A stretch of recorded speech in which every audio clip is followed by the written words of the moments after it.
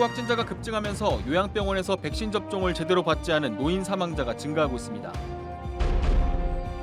동구 대왕항공원 출렁다리에서 60대 남성이 바다로 투신하는 소동이 벌어졌습니다. 안전사고에 대한 예방책이 필요해 보입니다. 장평규 전 울산 교원노동조합 위원장이 보수 후보로 교육감 출마를 선언했습니다. 여러분 안녕하십니까? 3월 21일 월요일 뉴스데스크 울산입니다. 최근 코로나19 확진자가 급증하면서 사망자도 빠르게 늘고 있는데 사망자는 대부분 요양병원에서 발생하고 있습니다. 특히 가정에서 지내다 전담 요양병원으로 옮겨지는 코로나19 감염 환자들 중에는 백신 접종을 제대로 받지 않은 경우도 상당수라고 합니다. 유희정 기자입니다. 울산의 한 코로나 전담 요양병원. 기저질환이 있는 고령의 환자들은 재택치료를 받지 않고 이곳으로 옮겨집니다. 울산에는 이 같은 요양병원 2곳이 전담으로 운영되고 있는데 증상이 심각해진 뒤에야 환자가 병원으로 옮겨지는 경우가 적지 않습니다. 이런 노인 중증 환자 중에는 백신 미접종자나 불완전 접종자가 많은 것으로 확인됐습니다. 70대 이상의 고령층은 코로나19에 감염될 경우 중증이나 사망 위험이 특히 높아 가장 먼저 접종 기회를 줬는데도 80대 이상의 경우 10명 중 1명이 1차 접종조차 맞지 않았을 정도입니다.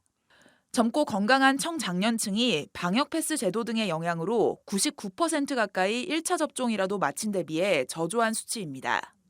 요양병원에 계시는 경우에는 이렇게 설득을 시키잖아요. 접종을 하시라고. 근데 이렇게 댁에 계시고 이런 분들은 오히려 접종에 대한 부담이나 접종을 보호자들이 원하지 않는 경우가 많아요.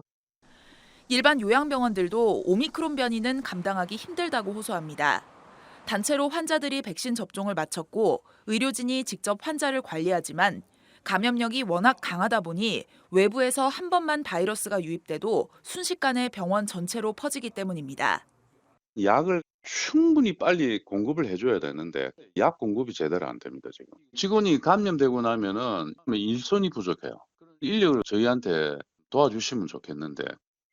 대부분의 중증 환자와 사망자가 고령 환자에게서 나오는 만큼 이들을 최전선에서 돌보고 있는 요양병원에 대한 물자와 인력 지원이 시급한 상황입니다. MBC 뉴스 유희정입니다. 오늘 울산에서는 코로나19 신규 확진자가 8,231명 발생했습니다. 또 당뇨를 앓던 60대 환자 등 기저질환이 있던 고령 환자 3명이 숨져 누적 사망자는 191명으로 늘어났습니다. 한편 울산에서는 오늘 0시 기준으로 인구의 62.1%가 코로나19 백신 3차 접종을 마쳤습니다.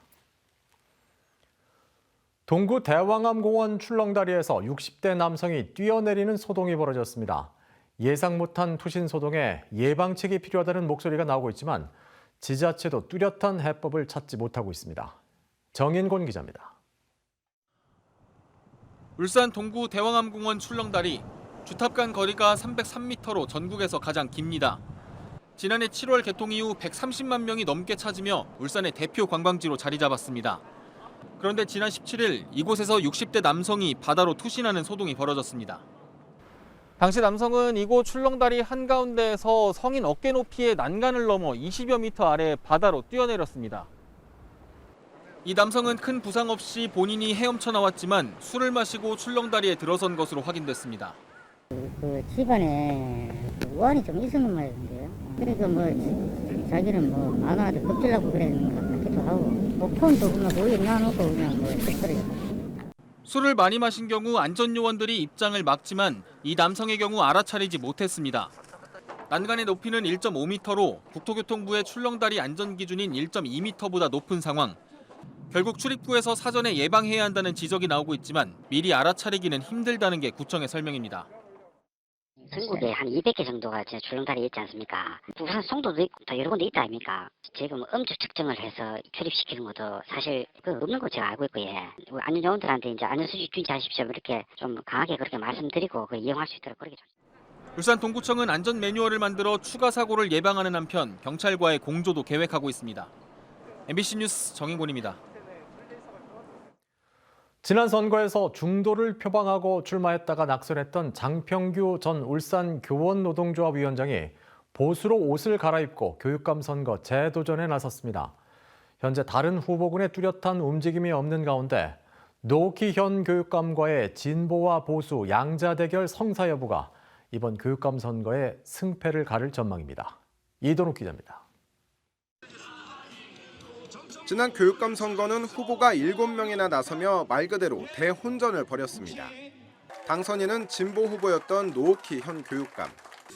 반대로 최소 득표를 기록한 건 중도를 표방했던 장평규 후보로 5% 득표율에 그쳤습니다.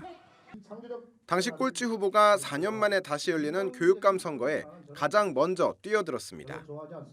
재도전에 나선 장 후보는 지난 선거의 패인이 불분명한 노선에 있었다며 중도의 옷을 벗고 보수 교육감 후보를 자처하고 나섰습니다.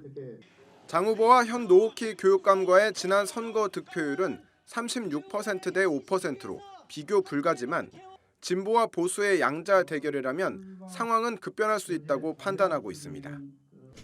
공정하지 않는 조직 구성, 상식적이지 못한 행정 처리, 현 교육의 문제점을 탈피하고 학교가 이념 교육의 장에서 인성을 겸비한 창의적인 교실 환경이 되도록 확 바꾸겠습니다.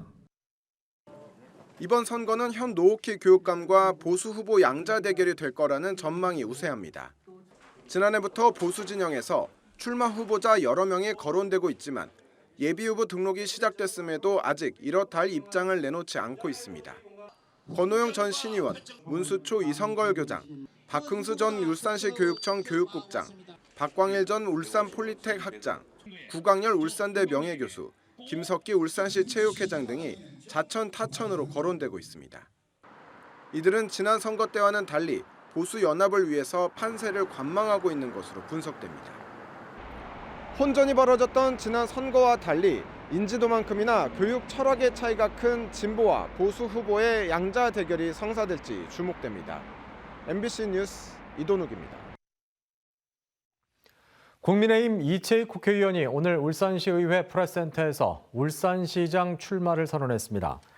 이 의원은 지방의원과 기초단체장, 공기업사장의 국회의원까지 역임하며 시장 수업을 마쳤다며 윤석열 정부와 울산 대혁신을 이루겠다고 밝혔습니다. 윤시철 전 울산시의회 의장과 이순걸 전 울주군 의회 의장은 울주군수 출마를 선언했습니다. 윤 전 시의장은 의정 경험을 통해 울주를 잘 알고 있는 누구보다 준비된 후보라며 지지를 당부했고, 이 전 군 의장은 최고의 지자체 울주군을 만들기 위해 재도전에 나선다고 밝혔습니다. 영남 알프스 완등 은화 사업을 두고 울주군과 전 부군수 간의 공방이 벌어지고 있습니다. 울주군수 선거에 출마한 서석광 예비후보는 자신이 부군수 시절 이 사업을 기획했다며 울주군이 성공적인 사업을 왜곡하고 망가뜨리려 한다고 주장했습니다.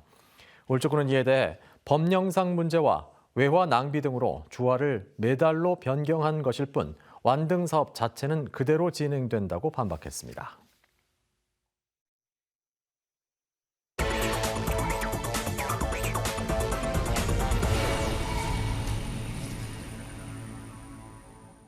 울산 동구에 정착한 아프가니스탄 특별 기여자들의 자녀들이 오늘 첫 등교를 했습니다.